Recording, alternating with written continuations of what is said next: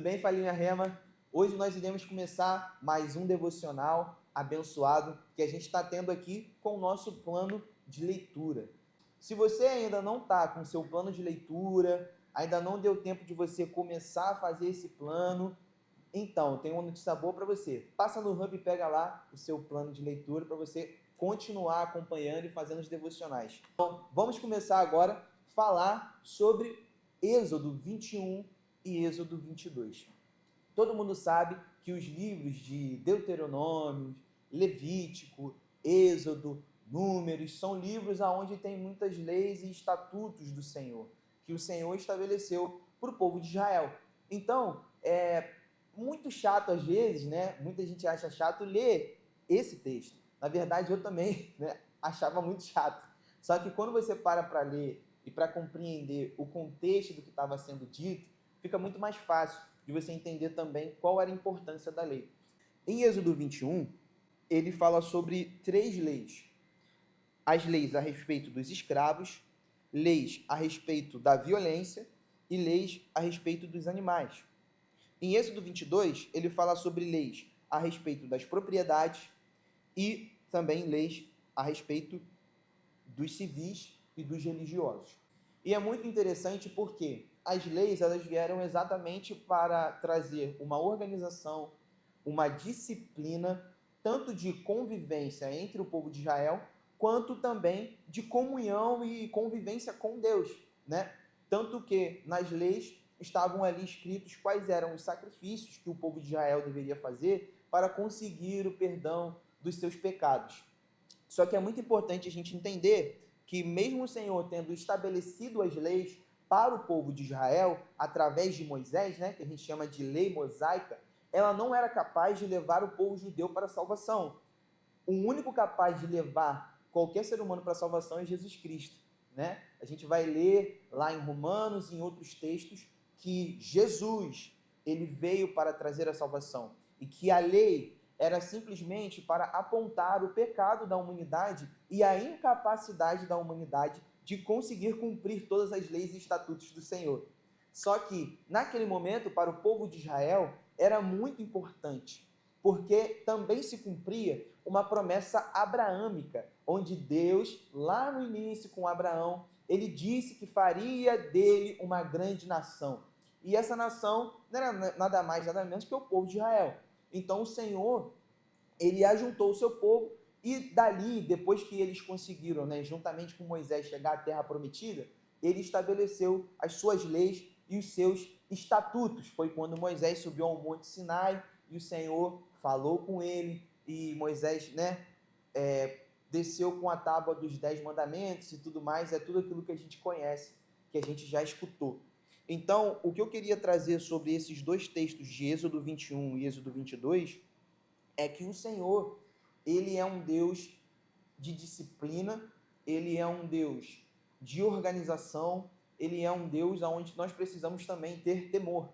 Por quê? Porque ele zela pelos seus estatutos, pelas suas leis. Por mais que nós não estamos mais na lei mosaica e agora o sacrifício de Jesus é quem nos salva, quem nos livra do pecado, a gente precisa lembrar que as leis do Senhor, a gente precisa cumpri-las, sabe?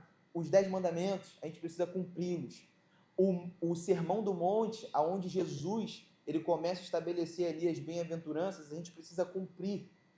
Porque Deus estabeleceu os 10 mandamentos e os estatutos dele no Antigo Testamento. Mas no Novo Testamento, Jesus, ele também estabelece regras, ele também estabelece coisas que a gente precisa cumprir. Por exemplo, o Sermão do Monte. Se você for ler, existem diversas bem-aventuranças e coisas que o Senhor tem trazido para o seu povo, para a igreja, para os discípulos, para que eles pudessem cumprir também. E ele diz uma coisa muito importante, que Jesus ele não veio para abolir a lei, mas ele veio para cumpri-la. Então Jesus veio cumprir a lei, porque nós não conseguimos fazer isso. O único homem que conseguiu cumprir a lei foi Jesus Cristo. Então, isso é magnífico, isso é maravilhoso. Então, o que a gente tira de conclusão de Êxodo 21 e 22, e a gente sabe que tem muitas coisas interessantes que a gente pode ler ali, né? Fala sobre o escravo da orelha furada, em Êxodo 21, a respeito do escravo, né? Que se ele chegasse a 7 anos sendo ali, né, escravo do seu senhor, ele poderia ter a sua liberdade de escolher ir ou não, né? Mas também teria a opção desse escravo, que se ele quisesse voltar e continuar com o senhor furava a orelha dele e ele ficava sendo escravo daquele senhor permanentemente, né? Então, assim, tem várias coisas interessantes que a gente pode abordar dentro desse tema de Êxodo, só que o que a gente precisa trazer de mais importante é que o Senhor, ele é um Deus zeloso, o Senhor, ele é um Deus que tem disciplina e é um Deus que estabelece os seus estatutos, a sua vontade, sabe? Para que nós possamos segui-la. Assim como foi com o povo de Israel, agora também é conosco. Não da mesma forma que a lei mosaica, mas agora nós estamos debaixo do sangue de Jesus Cristo. Agora a gente vai para o Evangelho de Lucas. Lucas, capítulo 14 e capítulo 15. Aqui em Lucas, capítulo 14, a gente vai ver algumas coisas, algumas parábolas, né? Que Jesus conversa com os fariseus e os mestres da lei. Se você for ver lá no versículo 3, capítulo 14, versículo 3, Jesus começa, Lucas começa, na verdade, né? Que ele escreveu.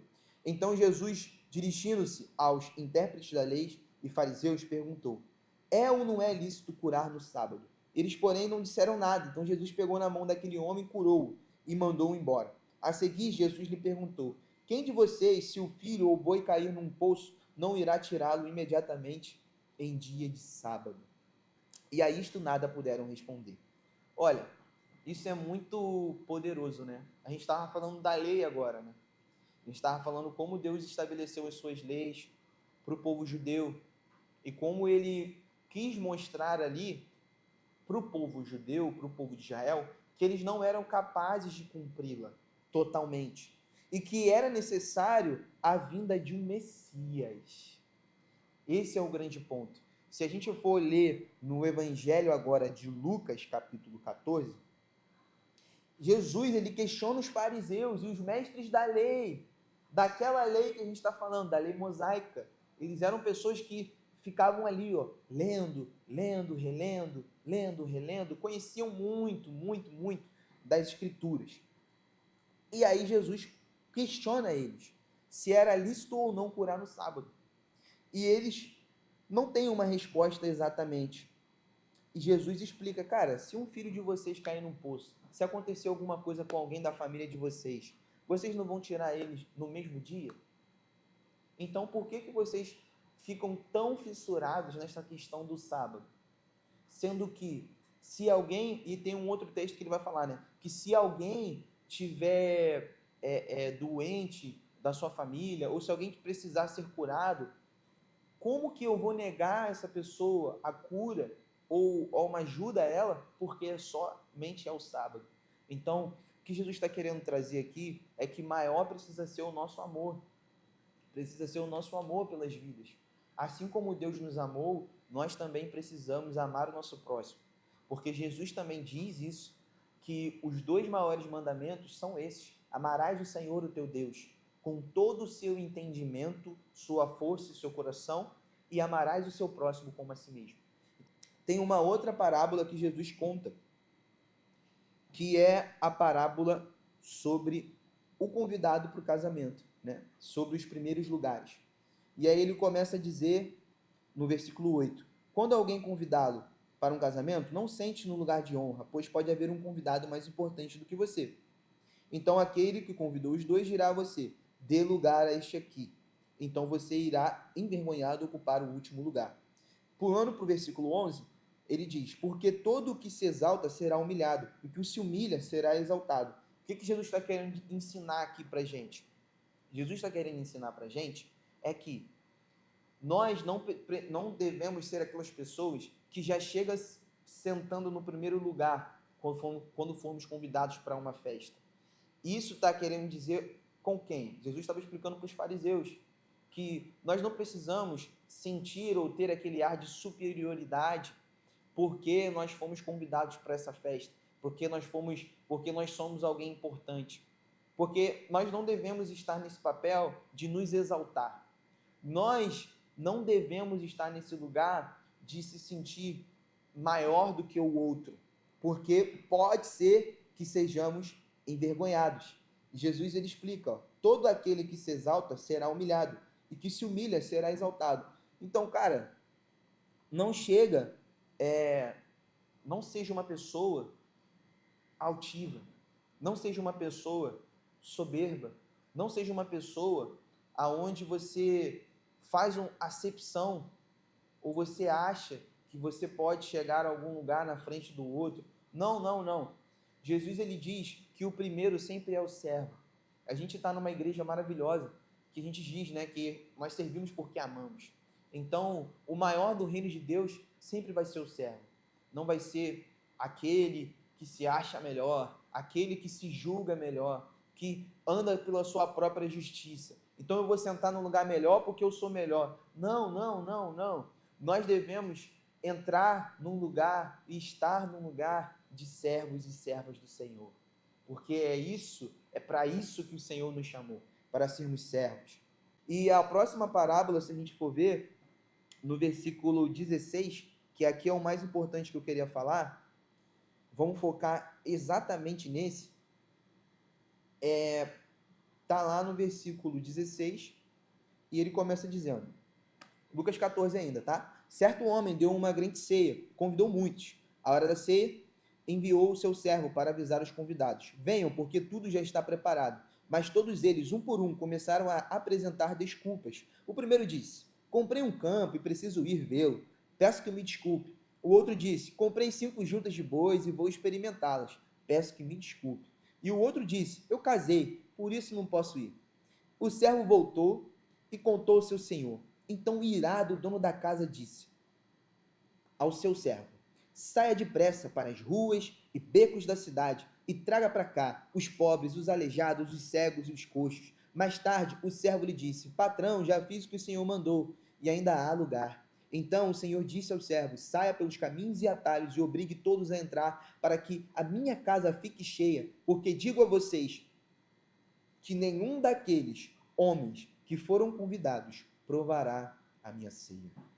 Então, assim, olha que parábola maravilhosa que o Senhor aqui, Jesus, está nos ensinando. Jesus é esse Senhor e ele convidou muitas pessoas para a festa dele. Só que essas pessoas, né, para a ceia, para a festa, para o banquete, né, tem várias versões que vão falando diferente. Mas muitas pessoas começaram a recusar. Um falou que ia se casar, o outro falou que tinha uma junta de bois, o outro falou que não queria, que não podia, e a verdade é que são várias desculpas, né? E a gente faz isso com o Senhor, né? Acho que o primeiro ensinamento daí cara, a gente inventa tantas desculpas para o Senhor, a gente inventa tantas desculpas para poder estar participando da ceia do Senhor, sabe? E a ceia aqui, ela representa, né, comunhão, ela representa comunhão com Jesus e com os seus irmãos. Esse é o lugar que Jesus nos quer, juntos e unidos, com Ele e como igreja. Só que muitas vezes a gente recusa estar nesse lugar. A gente inventa desculpas, a gente se afasta, a gente se distancia. E Jesus, Ele nos ama. Só que Ele também olha para os necessitados. E esse texto, ele fala exatamente isso.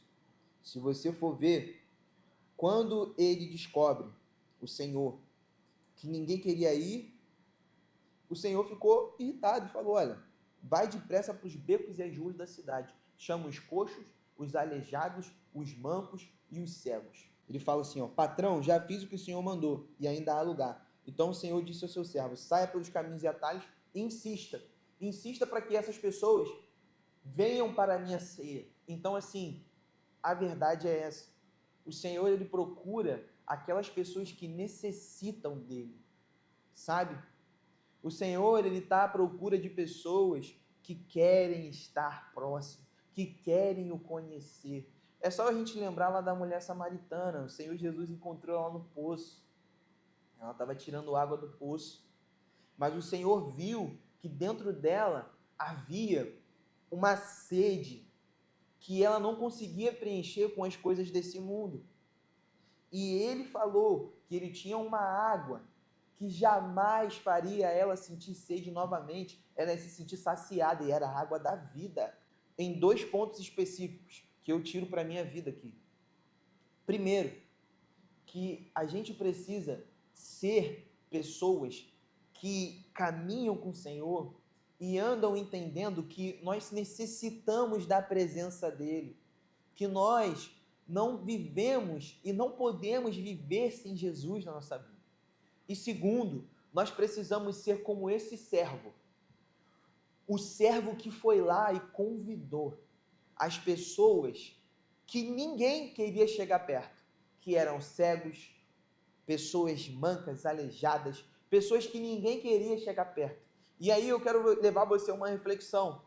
Cara, as pessoas da sua escola, as pessoas do seu trabalho, as pessoas da onde você convive, da sua família, existem pessoas lá aonde você não quer chegar perto, ou aonde as pessoas não querem chegar perto, aonde as pessoas não querem ir convidá-las. Mas é essas pessoas que Jesus tem nos chamado para ir e convidar elas para a ceia do Senhor, e convidar elas para o grande banquete, o banquete na mesa de Jesus Cristo. Lá para Lucas 15, a gente vai ver 3 parábolas também. É a parábola da ovelha perdida, tem tudo a ver com isso. A parábola da ovelha perdida, a parábola da dracma perdida e a parábola do filho pródigo. Fazendo um apanhado geral, a gente sabe que essas parábolas têm histórias muito parecidas, falando sobre as pessoas, né, que se perderam da casa do Senhor, que se afastaram da casa do Senhor por algum motivo. E quando a gente vai ler lá no versículo 7 de Lucas 15, está escrito assim, ó: digo a vocês que assim haverá mais alegria no céu por um pecador que se arrepende do que por 99 justos que não necessitam de arrependimento. A parábola da ovelha perdida é muito clara, né? Que ele diz que um homem que possui 100 ovelhas, ele perdeu uma daquelas ovelhas. E o que ele diz é, ele perdendo uma dessas ovelhas, ele não deixa no deserto essa ovelha perdida. Pelo contrário, ele deixa as 99 para encontrar aquela uma que se perdeu. E quando encontra, ele põe-a sobre os ombros, cheio de alegria. E indo para casa, reúne os amigos, vizinhos e diz: alegrem-se comigo, porque já achei minha ovelha perdida. Então, ouvindo esse devocional, nós podemos também ser essa ovelha perdida, que se perdeu, sabe? Se perdeu no deserto, como nessa parábola. Mas, é uma notícia boa, né? Que Jesus, ele é o nosso pastor. E se a gente se perder, ele vai nos buscar. Então, se nesse momento você também se encontra perdido, lembre-se, Jesus, ele vai te buscar. Você só precisa estar com o seu coração disponível para ouvir da palavra dele. Porque ele se alegra e nos céus há alegria quando um pecador se arrepende, sabe? É isso que Jesus faz, é isso que Jesus quer fazer, ele quer nos encontrar. Então, se nós nos perdemos, em algum momento nos desviamos do caminho do Senhor, essa é uma boa notícia. O nosso pastor, ele não nos abandona, ele está lá para falar conosco, mas só que nós precisamos estar disponíveis para ouvir. Então, quando você escutar a palavra de Deus, assim como você está escutando agora nesse devocional, lembre de uma coisa: não endureça o seu coração. Deixe com que a palavra entre. Deixe Jesus falar. Ele é manso e humilde de coração, sabe? Ele é aquele com quem nós podemos entregar o nosso fardo pesado, porque ele vai nos dar um fardo leve e um jugo suave. Quer dizer que não teremos aflição? Teremos aflição. Ele mesmo diz que no mundo nós teremos aflição, nós passaremos por provações. No entanto, a esperança que a gente guarda no nosso coração é que teremos aflições, mas Jesus venceu o mundo. E por isso, nós precisamos ter um bom ânimo. Que nós possamos ser pessoas que se alegram junto com os anjos por aquelas pessoas que se arrependem. dos seus pecados e voltam para Jesus e buscam a presença dele e buscam estar renovados, que buscam caminhar com o Senhor. Então, indo para o final do devocional, eu quero deixar essa palavra com vocês e para mim também, que nós sejamos essas pessoas que vão atrás dos perdidos e que também encontram o Senhor, que buscam o Senhor e que não vivem uma vida de indiferença com a presença de Deus, mas que possamos ser pessoas que assumem o compromisso, que possamos ser pessoas que participem da ceia do Senhor, que participem da comunhão do Senhor, da igreja do Senhor, porque é nesse lugar onde nós podemos crescer, é nesse lugar onde nós podemos aprender, é nesse lugar onde nós podemos amar e ser amados. E assim como igreja, mostrar para o mundo, que as pessoas podem vir para esse lugar, porque esse lugar é aonde a presença de Deus está. Então, que essa palavra possa ter ido de encontro ao nosso coração, que nós possamos sair transformados daqui. Que algo que eu falei, de tanto que eu falei bastante, possa entrar no seu coração, que você possa sair transformado e transformada para a glória de Jesus Cristo. Galera, muito obrigado por participarem do devocional. A seguir, nós teremos mais pessoas toda semana, segunda-feira, quarta-feira, trazendo a palavra de Deus para que nós possamos aprender com ela. Em nome de Jesus.